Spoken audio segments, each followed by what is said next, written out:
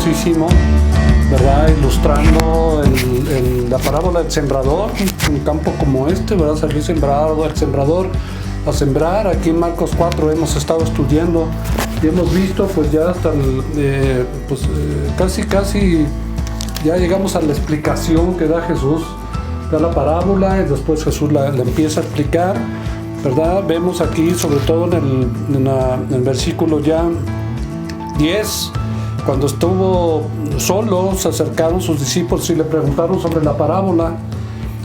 Y les dijo: a vosotros es dado conocer el misterio del reino, mas a los que están afuera por parábolas, ¿verdad? Para que todos, para que viendo vean y no perciban, y oyendo oigan y no entiendan, para que no se conviertan y les sean perdonados los pecados. Y les dijo: ¿no sabéis esta parábola? ¿Cómo pues entenderéis todas las parábolas?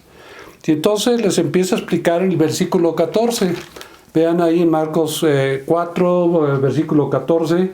Vean en primer lugar que el sembrador no se identifica propiamente, no dice que el sembrador sea Jesucristo en esta ocasión.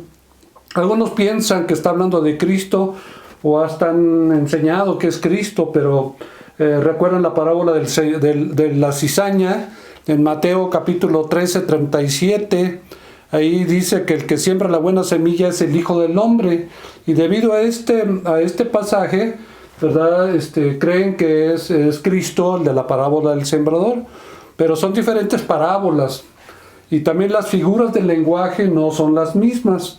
Hay que tener en cuenta una regla muy importante en las escrituras, ¿verdad? Que en la interpretación de las parábolas no hay que mezclar los detalles de uno y de otro. O sea, lo que puede significar en una puede no significarlo en la otra. No hay que mezclarlas, son diferentes, ¿no? Por ejemplo, aquí en la parábola del sembrador se nos dice expresamente que la semilla representa la palabra de Dios, como veremos en breve. Y la buena tierra representa el corazón humano debidamente preparado para recibir la palabra. Si ustedes ven en Mateo 13, del 24 al 30, ¿verdad? Verán que en esta parábola de la cizaña, también muy, muy hermosa, ¿verdad? Que Jesús enseñó. Vamos a ver ahí que dice que la buena semilla representa a los hijos del reino, los verdaderos habitantes del reino de Dios, y que el campo representa al mundo, ¿ve? En el versículo 38 de Mateo 13. Así que debemos de tener cuidado de no mezclar el simbolismo de las parábolas unas con otras. Aquí vemos entonces que el sembrador de la parábola no se identifica porque su identidad no es lo más importante. Él representa a cualquier persona que distribuye la semilla. Cualquier evangelista, cualquier cristiano es el sembrador, todo aquel que proclama la palabra de Dios, ya sea mediante la predicación, ¿verdad?, del evangelio, o un evangelismo personal, mediante un testimonio personal o de cualquier otra forma. Vemos que aquí el sembrador es el que esparce la palabra de Dios o el mensaje del evangelio. Eso es lo que representa aquí en las escrituras. Entonces vamos a ver que el mensaje de la parábola, hermanos, tiene que ver con el terreno. Ahí es una clave de esta parábola. Aquí el terreno es una imagen del corazón humano. Y vamos a ver que se destacan 4 tipos diferentes de corazones, con diversos grados de receptividad de la palabra de Dios. Todos estos 4 tipos de terreno pues consisten, ¿verdad?, en los mismos minerales. Vamos a ver pues que son idénticos. Lo que los hace distintos unos de otros es que si están en la condición adecuada para producir o no fruto. Eso es lo que los distingue en estos 4 tipos diferentes de terreno. La condición en la que está cada uno de estos 4 corazones distintos que presentan la parábola del sembrador. Aquí así es que encontramos aquí esta lección, hermanos, de esta primera parábola. Vemos que la respuesta de una persona a palabra de Dios depende de la condición de su corazón. ¿Sí? Además, el fruto será la única evidencia de que alguien verdaderamente ha escuchado la palabra de Dios de manera correcta. El fruto que viene, ¿verdad?, posterior a esta predicación. Si la palabra de Dios da fruto en la vida de un oyente o no, pues depende más en última instancia, ¿verdad?, de la condición del corazón de la persona. Esto es lo que verdaderamente muestra si hubo o no fruto, ¿verdad?, en alguien que escuchó el Evangelio. Vamos a ver el primer caso, el primer tipo de corazón del que nos habla el Señor Jesús. Nos dice que es la semilla que cayó junto al camino, ¿recuerdan? Y aquí pues vemos que es un terreno poco profundo, comprimido y seco, que junto al camino, pues esto es un cuadro precisamente muy claro de un corazón que es impermeable a la verdad bíblica. Impermeable a la verdad bíblica. La incredulidad y el amor al pecado han cubierto en su corazón. Por tanto, este tipo de receptor, de oyente, es una persona indiferente, sin esperanza, espiritualmente pues está muerta y totalmente susceptible a todas las estratagemas de Satanás. Y pues es el que oye superficialmente, ¿verdad? Allí cuando tú predicas o enseñas a alguien y compartes la palabra de Dios, ¿verdad?, esta delgada capa de tierra sobre un estrato de roca, pues ilustra precisamente a este tipo de corazón poco profundo que responde inmediatamente pero solo superficialmente. ¿Sí? Este es este tipo de corazón sin raíces profundas. Aquí la vegetación no puede vivir mucho tiempo en un clima seco. Pues ahí crece verde, frondosa, con rapidez, pero muere con la misma rapidez antes de alcanzar la madurez para dar fruto.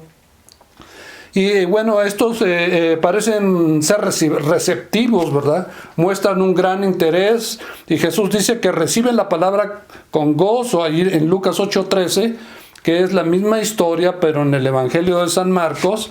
Vemos que se entusiasman con ella, pero todo este entusiasmo se oscurece por el hecho de que no tienen raíz, creen por algún tiempo, pero ¿verdad? Esta fe es meramente superficial, sin raíces, ¿verdad? Está aquí describiendo ya el terreno del corazón pedregoso, ¿verdad?, de esa semilla que cayó donde había poco terreno y aunque rápidamente creció, sin embargo no dio fruto porque no tuvo raíces, ¿sí? Y no importa lo entusiasta que pueda haber en una respuesta de alguien en un momento dado, puede parecer en un principio que esta persona, ¿verdad?, recibió a Cristo, ¿no? Nos podemos alegrar y todo esto, pero eso solamente va a ser de un poco de tiempo. Esta persona finalmente se va a apartar y va a abandonar la fe por completo, ¿no? Esta es la que cayó en un terreno pedregoso. Pero hay un tercer tipo de corazón, ¿verdad?, de condición de corazón, de oyente, que es la que cae entre espinos. Este tipo de terreno, ¿verdad?, es un suelo lleno de hierbajos, representa a un corazón demasiado cautivado o preocupado por los asuntos de este mundo, ¿verdad?, llenos de afanes, ¿no? Dice aquí la parábola, ¿no?, que esta persona está demasiado enamorada de este mundo, obsesionada con los afanes, con las riquezas, los negocios y los placeres de la vida. Aunque vemos que los valores del mundo son temporales, ¿verdad?, los placeres pecaminosos, las ambiciones terrenales, el dinero, el prestigio y un sinfín de diversiones triviales, ¿no?, pues inundan el corazón de este tipo de oyente, y la verdad de Dios se mitiga, ¿no? Se empieza como que a perder, ¿no?, el impacto que recibe de la palabra de Dios. Cuando Pablo le escribe a Timoteo, él afirmó de esta manera: porque los que quieren enriquecerse caen en tentación y lazo y en muchas codicias necias y dañosas, que hunden a los hombres en destrucción y perdición, porque raíz de todos los males es el amor al dinero, el cual codiciando algunos se extraviaron de la fe y fueron traspasados de muchos dolores. Se fija, esto está en 1 Timoteo, capítulo 6, versículos 9 al 10. Y hermanos, nada más contrario y hostil a la verdad de Dios, ¿verdad? Que el amor que tiene mucha gente a las riquezas y a los placeres de este mundo. Ya por algo también Santiago en capítulo 4, versículo 4, él exhorta a sus discípulos, almas adúlteras. No sabéis, bueno, no eran en este caso discípulos, sino oyentes también, que a los que también fue dirigida esta carta, ¿verdad? Almas adúlteras, ¿no? Dice, ¿no sabéis que la amistad del mundo es enemistad contra Dios? Cualquiera pues que quiera ser amigo del mundo se constituye enemigo de Dios. No améis el mundo ni las cosas que están en el mundo. Si alguno ama al mundo, el amor del Padre no está en él. Y en 1 Juan 2:15, pues otra exhortación muy parecida, dice el apóstol Juan, a los ricos de este mundo manda que no sean altivos ni pongan la esperanza en las riquezas, las cuales son inciertas, sino en el Dios vivo que da todas las cosas en abundancia para que las disfrutemos. ¿Sí? Se da cuenta cómo entonces, pues la semilla que cae junto al camino, ¿verdad? Y el corazón del superficial, ¿verdad? Del hombre que tiene un corazón duro, ¿verdad? Y el mundano, en este caso, pues tienen algo en común, los tres tipos de terreno, de tres tipos de oyente, y es que no llevan fruto. Ninguno de los tres de esta parábola, en este caso, ni la semilla que cae junto al camino, ni la que cae en lugares pedregosos, ni la que cae ahí sobre espinos, llevan fruto. Y estas tres variedades de terreno estéril, son muy emblemáticas de los incrédulos. ¿Sí? Se distingue por ello, ¿no? Y finalmente el cuarto tipo de terreno, el oyente fructífero, mencionado, se cultiva, ¿verdad? Es un corazón cultivado que produce la cosecha deseada. Jesús dice que este tipo de creyente o de corazón son los que con corazón bueno y recto retienen la palabra oída y dan fruto con perseverancia. En la parábola del sembrador, pero en Lucas 8:15, así lo cita el Señor Jesús.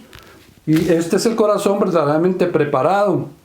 ¿Se da cuenta? En Mateo 13:23, Jesús dice que la buena tierra es una figura de una persona que oye y entiende la palabra. Y ya en Marcos 4:20 dice que es un símbolo de los que oyen la palabra y la reciben y da fruto al 30, 60 y al 100 por uno. Y aquí estamos viendo que la palabra está describiendo entonces pues un corazón también preparado, ¿verdad? Puede ser porque usted estuvo orando por él, alguien le estuvo enseñando, hablándole del Señor por algún tiempo, pero ya llega preparado, ¿verdad? Escucha el Evangelio, lo recibe con verdadera comprensión y una fe genuina.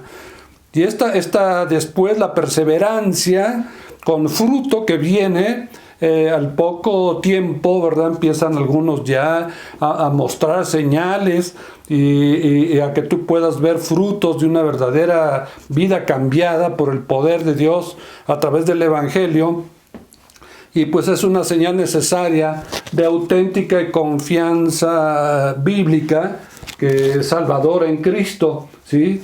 Esta perseverancia, si tú ves que pues se empieza a interesar por la palabra de Dios, la empieza a leer, empieza a querer orar, empieza pues a querer dar testimonio a sus amigos, a su familia, es una buena señal de que fue un oyente, ¿verdad? Que con un corazón bueno recibió la palabra de Dios y verdaderamente se convirtió. Y bueno, una de las lecciones claves de toda la parábola es la señal de la fe auténtica, es la perseverancia. La perseverancia, no lo olvide, ya Jesús también lo afirmó en Juan 8:31, ¿verdad? Él dijo, si vosotros permaneciereis en mi palabra, Ahí está la perseverancia en su palabra. Va a ser una persona pues que aunque no comienza casi con un hambre a querer saber todo lo que dice la Biblia, etcétera, pero hay muchos que comienzan, ¿verdad? Como veremos aquí adelante en otra de las parábolas, la semilla de la mostaza. Dice, entonces seréis verdaderamente mis discípulos si permaneces en mis palabras. ¿Verdad? Igual usted se convierte en un verdadero discípulo cuando usted permanece en su palabra. No deje de estudiar, no deje de meditarla, trate de memorizarla, trate de meditar los pasajes hermosos, trate ahora que tiene pues el Evangelio de Marcos, ¿verdad? Irlo estudiando, irlo meditando. Y bueno, ser fructífero, entonces tiene una divina y abundante cosecha y es el resultado de una verdadera fe salvadora, ¿sí? Esto puede ocurrir solo en un corazón bien limpio y bien cultivado. Así es que pues llegamos entonces, hermanos, aquí en capítulo 4, vemos que en el versículo 21 dice, también les dijo, ¿acaso se trae la luz para ponerla debajo del almud o debajo de la cama? No es para ponerla, dice el Señor, en el candelero, porque no hay nada oculto que no haya de ser manifestado, ni escondido que no haya de salir a luz. Si alguno tiene oídos para oír, oiga. ¿Verdad? Esto pues es la palabra de Dios, o sea, el fruto viene, una persona recibe a Cristo, la luz del Espíritu Santo empieza a alumbrar su mente, su corazón, y no puede quedarse callado, no puede esconder esa luz, la tiene que manifestar en casa, no puede llegar y no querer hablar ni manifestar nada pues en su familia, sus amigos, ¿verdad? Sino que puede entender que todos tienen esta necesidad urgente de recibir al Señor en sus corazones, en sus vidas. Entonces, pues esta persona empieza a manifestar esta luz. Es una buena señal, ¿verdad?, de una persona que se convierte. Les dijo también, ¿verdad?, en el versículo 12, si alguno tiene oídos para oír, oiga. Recordemos que aquí está hablando también a un grupo de personas, de judíos, de judaizantes, de gente que pues están solamente buscando algún error, alguna falta contra la ley de Moisés para poder acusar al Señor y condenarle, ¿verdad? Entonces aquí está hablando de personas pues que tienen un deseo más bien sincero. Una persona que tiene oídos para oír es la persona que realmente, aunque tenga los oídos físicos, pero está hablando, refiriéndose el Señor a un oído espiritual, más bien a un oído que quiere escuchar la verdad, que quiere saber acerca de Dios. Y son los que van a escuchar. Les dijo también, mirad lo que oís, ¿sí? Porque con la medida con que medís, os será medido, ¿sí? O sea, de ahí se está dirigiendo pues ya los fariseos, ¿no? Cuídense bien lo que yo estoy diciendo, escuchen bien lo que yo estoy diciendo, porque si ustedes luego van y empiezan a cambiar mis palabras y a decir cosas que yo no dije, ¿verdad? Como solían hacer los fariseos, pues por eso Jesús les está advirtiendo, ¿verdad? Con esa misma medida los van a medir, ¿no? Dice, y porque el que tiene se le dará y al que no tiene aún lo que tiene se le quitará. ¿Sí? Esto es algo que también viene como un juicio, ¿verdad? Aquellos que nada más fueron a oír para condenar, para hablar mal del Señor, para acusarlo, para condenarlo, pues aún eso que no tenían y lo poco que tenían, si es que tenían algo, les será quitado, ¿verdad?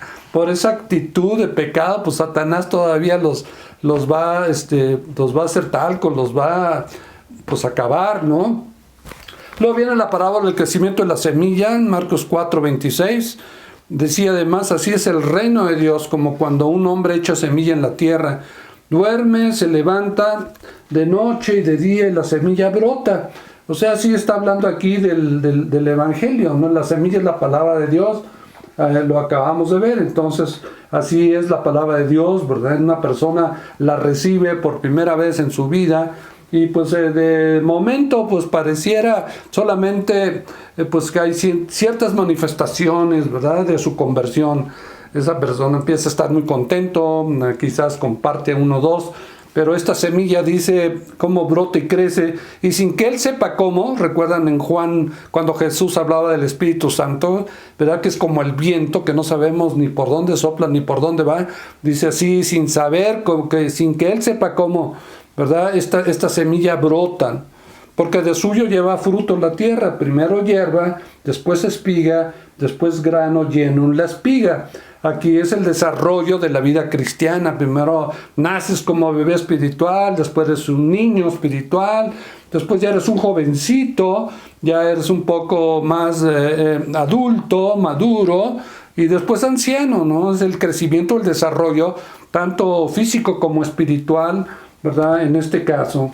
Y cuando el fruto está maduro, enseguida se mete la hoz, porque la siega ha llegado. Finalmente, el día de que partamos todos a la presencia de Dios, pues Dios la tiene en sus manos. Cuando Él quiera hacer esto, pues Él nos llevará a su presencia. Y dice también a la parábola de la semilla de la mostaza, ¿a qué haremos semejante el reino de Dios? Está comparando en los dos casos, en el crecimiento de la semilla, tanto como en el de la semilla de la mostaza, está comparando el reino de Dios. O sea, así son las parábolas, ¿no? Son historias con un ejemplo físico que tienen pues una o varias verdades espirituales que se aplican a la historia, y pues esto traía mucha luz y enseñanza a los discípulos, ¿no? ¿A qué haremos semejante al reino de Dios? ¿O con qué parábola lo compararemos? El versículo 30 de aquí de Marcos 4. Dice, es como el grano de mostaza. No sé si usted ha visto un grano de mostaza, es chiquititita, ¿sí? Como un grano de mostaza, ¿sí? Que cuando se siembra en tierra es la más pequeña de todas las semillas que hay en la tierra. Pero después de sembrado crece, y se hace mayor de todas las hortalizas y echa grandes ramas, de tal manera que las aves del cielo pueden morar bajo su sombra.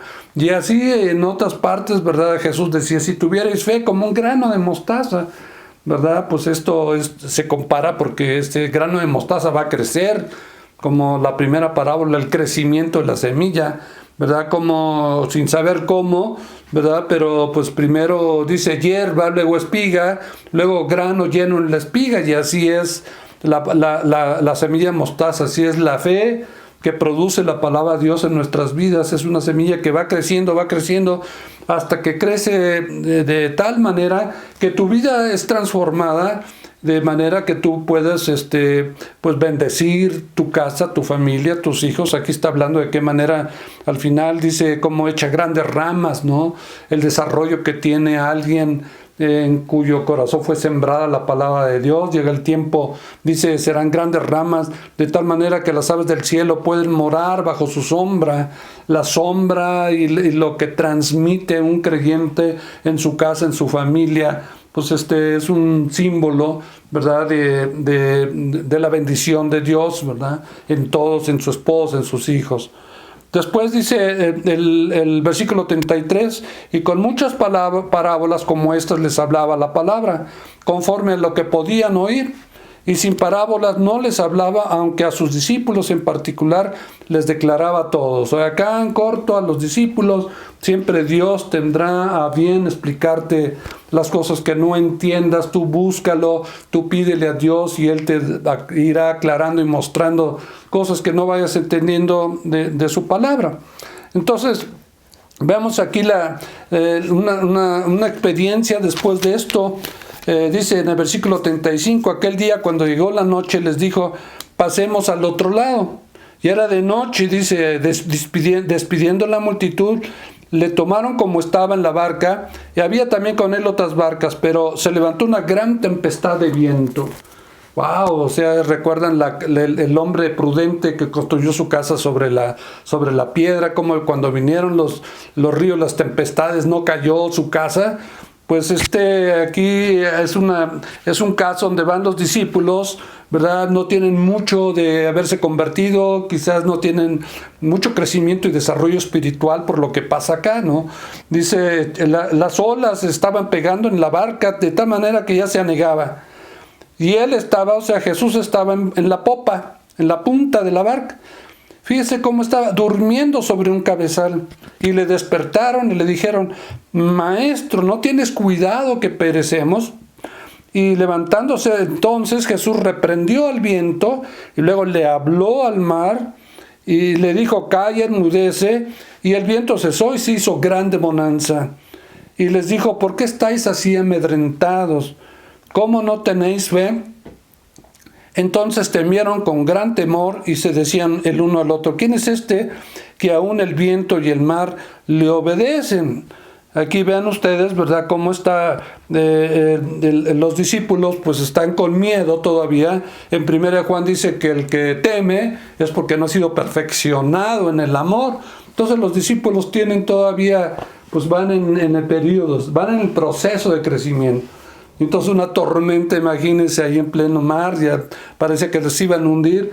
Pero increíble, ¿verdad? El Señor Jesús estaba ahí, pero estaba dormido, ¿verdad? Aquí podríamos decirle o titularle este pasaje: cuando en la tormenta Jesús duerme, cuando en tus problemas, en tus crisis pareciera que Dios no te contesta, que no vienen las respuestas, no viene la ayuda, parece que te estás pues como ahogando de deudas, estás pues en situaciones tan difíciles, atribulado, pues pareciera que Dios no te escucha, como si estuviera dormido. Pero fíjate, la prueba es que ahí está el Señor, ahí está Jesús contigo, y lo que pasa, ¿verdad?, pues es una prueba de tu fe solamente. Estas son pruebas de fe y no debes de temer, ¿verdad?, sino meterte en oración, buscar su rostro, ¿verdad?, y su poder, como dice la Biblia, y entonces, ¿verdad?, con la fuerza, porque todo lo puedo en Cristo que me fortalece, ya fortalecido de esta manera, entonces enfrentar tus crisis y esperar que las promesas de Dios actúen, se lleven a cabo. Pero recuerda siempre que el miedo es como una barrera para que el poder de Dios fluya.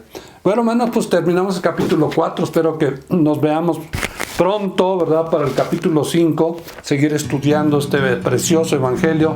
Esperamos que ustedes se sigan cuidando, y mientras tanto, pues les decimos, pues hasta luego, acá desde este campo hermoso, ¿verdad?, donde pues prefigura o simboliza el campo de nuestra parábola de aquí de Marcos 4, ¿verdad?, la siembra, el sembrador, aquel hombre, ¿verdad?, que sale a propagar el evangelio y encuentra un campo, ¿verdad?, que en este caso son 4 tipos diferentes de campos o de oyentes que nos vamos a encontrar regularmente.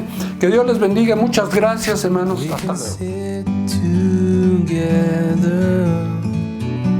It's so beautiful, you and me, we meant to be.